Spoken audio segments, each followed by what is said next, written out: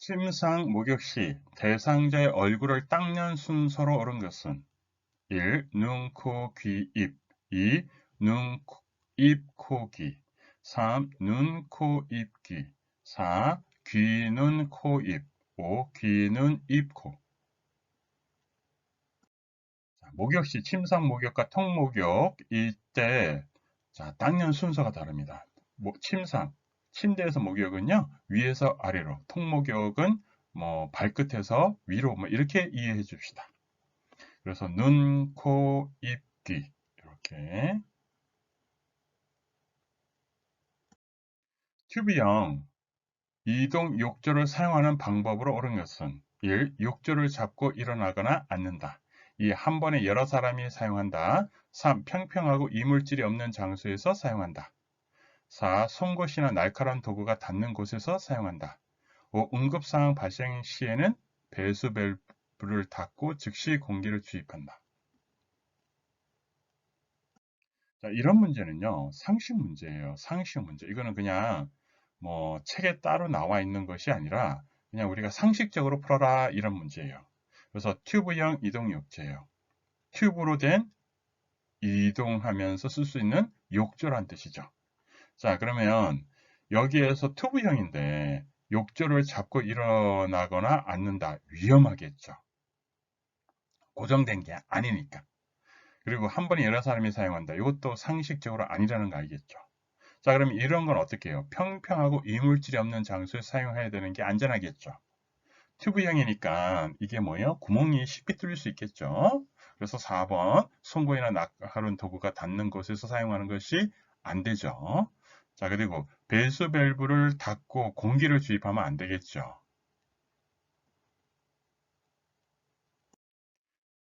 두 명의 요양보호사가 침상 양편에 서서 각각 대상자의 어깨 아래, 대퇴부 아래에 팔을 맞잡고 환자를 이동하는 방법은 1. 옆으로 눕히기 2. 침대 머리를 올리기 3. 침대 모서리를 옮기기 4. 상체 일으키기 5. 침대에 걸터 앉히기.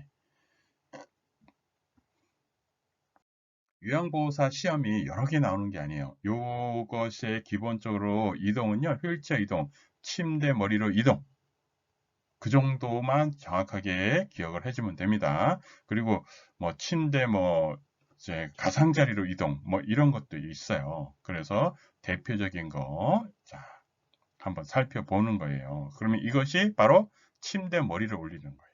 그래서 대상자 협조할 수 없는 경우는 두 명이 해야 돼요. 협조할 수 없는 경우. 협조할 수 있다고 하면 요양보호사 한 명이. 기본은 마찬가지예요. 자, 항상 요양보호사는 대상자의 대퇴 아래에 한쪽 팔을 넣고 나머지 한 팔은 침상면을 밀며 신호를 하여 대상자와 같이 침대 머리 쪽 방향으로 움직인다. 이거는 협조할 수 있는 경우. 그래서 대상자는 뭐예요? 침대 쪽 난간을 잡고요. 요양보호사는 대상자의 대퇴 아래에 한 팔을 넣고 이동하면 돼요.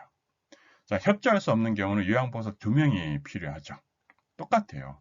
자, 한 팔은 어깨와 등 밑, 다른 팔은 대퇴. 이렇게.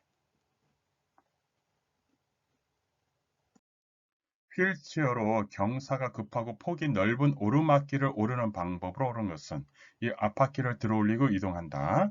2. 지그재그로 올라간다. 3. 높은 쪽으로 해서 직선으로 올라간다. 4. 높은 쪽으로 해서 원을 그리며 올라간다. 5. 뒷바퀴를 들어 앞을 향해 똑바로 올라간다.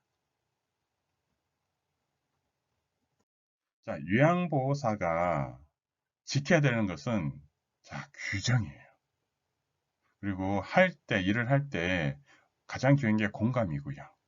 그러면 규정이라는 게 다른 거 없어요. 의료행위를 하면 안 됩니다. 그리고 혼자 판단 하에 무슨 일을 하면 안 돼요. 그러면 의료행위라는 건 따로 없어요. 의료행위 대신에 해야 되는 것은 안전하고 청결이에요. 그러면 이동은 안전하게 가야 돼요. 그래서 경사 급하다. 그러면 지그재그로 가는 게 안전한 거예요. 한번 볼게요. 앞바퀴를 들어 올리고 경사 급한데 앞바퀴를 들어 올리면 뒤로 넘어질 위험이 있어서 안 돼요. 자, 그리고 높은 쪽으로 해서 직선이 위험한 거예요. 높은 쪽으로 해서 원을 그리면 원도 위험하죠. 지그재그가 중요한 거예요. 뒷바퀴를 들어서 갈 수가 어렵겠죠. 온전히 힘으로만 가야 되니까. 왼쪽 다리가 불편한 대상자가 지팡이를 이용하여 계단을 내려갈 때 순서는 1. 오른쪽 다리, 지팡이, 왼쪽 다리. 2. 왼쪽 다리, 오른쪽 다리, 지팡이. 3. 왼쪽 다리, 지팡이, 오른쪽 다리. 4. 지팡이, 왼쪽 다리, 오른쪽 다리. 5. 지팡이, 오른쪽 다리, 왼쪽 다리. 자, 지팡이를 이용하여 계단을 내려갈 때 순서는요, 요거예요. 자, 지팡이를 먼저 가고요. 그리고 왼쪽 다리가 불편하니까 불편한 왼쪽 다리부터. 그리고 건강한 오른쪽 다리. 이렇게. 자, 이게 내려갈 때는 이렇게. 내려갈 때. 올라갈 때는 어떻게 돼요? 올라갈 때는 건강한 다리부터. 내려갈 때는 불편한 다리부터. 그렇게.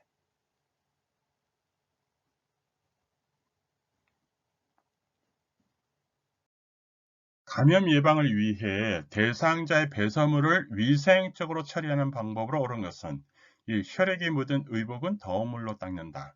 이 혈액이 묻은 의복은 찬물로 헹군다. 5. 3. 배설물은 반드시 장갑을 착용하고 처리한다.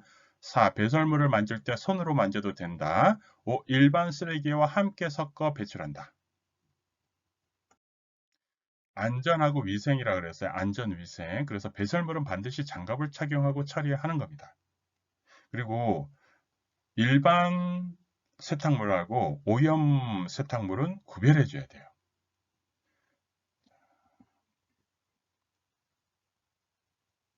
혈액은요, 찬물로 먼저 닦고요. 그리고 더운 물로 헹구는 거예요. 대상자의 욕창 예방 방법으로 옳은 것은 1. 뜨거운 바람으로 건조시킨다. 2. 무릎 사이에 베개를 끼운다. 3. 피부를 세게 두드린다. 4. 몸에 꽉 끼는 옷을 입힌다. 5. 도는 모양의 베개를 사용한다. 욕창과 관련해서요. 자, 특정 부위에 압력을 주지 않기 위해 침대에선 적어도 2시간, 의자에서는 1시간마다 체위를 변경하고요. 중요한 거, 무릎 사이는요, 마찰을 피하기 위해 베개를 끼워요. 그 다음에 천골부의 도넛베개 사용은 오히려 순환을 방해합니다. 그래서 도넛베개는 사용하면 안 되고요. 베개는 사용합니다. 그래서 베개를 사용하고요. 도넛 모양의 베개는 사용하지 않습니다. 오랜 침상 생활을 하는 환자에게 제공하기에 좋은 침구는 1. 흡수성이 없는 베개 커버, 2. 나일론 베개, 3. 가벼운 이불, 4. 풀을 먹인 시트, 5. 탄력성이 없는 매트리스. 요양보호사는요, 요양보호 대상자인 노인에게요, 건강한 것을 제공해야 돼요. 건강. 그래서 건강한 것은 뭐예요? 음식으로 따지면 식물성. 자, 이불도 건강한 거. 가벼운 이불, 그 다음에 천연으로 만들어진 거. 그렇게 면 종류 같은 거. 그렇게. 그리고 흡수성이 좋은 거. 그렇게. 그것이 건강한 거니까요. 대상자의 의복 세탁 방법을 옳은 것은 샴푸나 클렌저로 부분 세탁을 해서는 안 된다. 이 땀 얼룩은 하루 정도 지난 후 세탁한다. 3. 립스틱 얼룩은 녹말로 제거한다. 4. 변이 묻은 것은 별도로 세탁한다.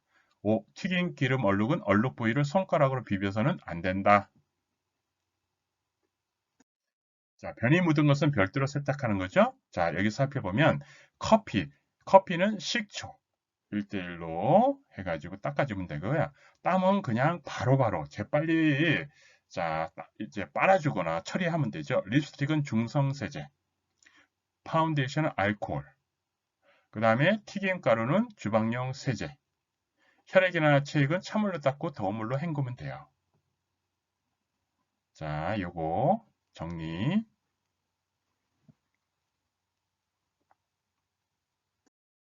요양보호사가 일상생활이 곤란한 대상자에게 제공할 수 있는 지원 활동으로 옳은 것은 일상생활이 곤란한 거예요. 그래서 이 개인 활동에 대한 얘기죠. 1. 명절 음식 장만하기. 2. 애완견 산책시키기. 3. 은행 다녀오게. 4. 대상자 가족 식사 준비하기. 5. 대상자 가족 생일 음식 장만하기.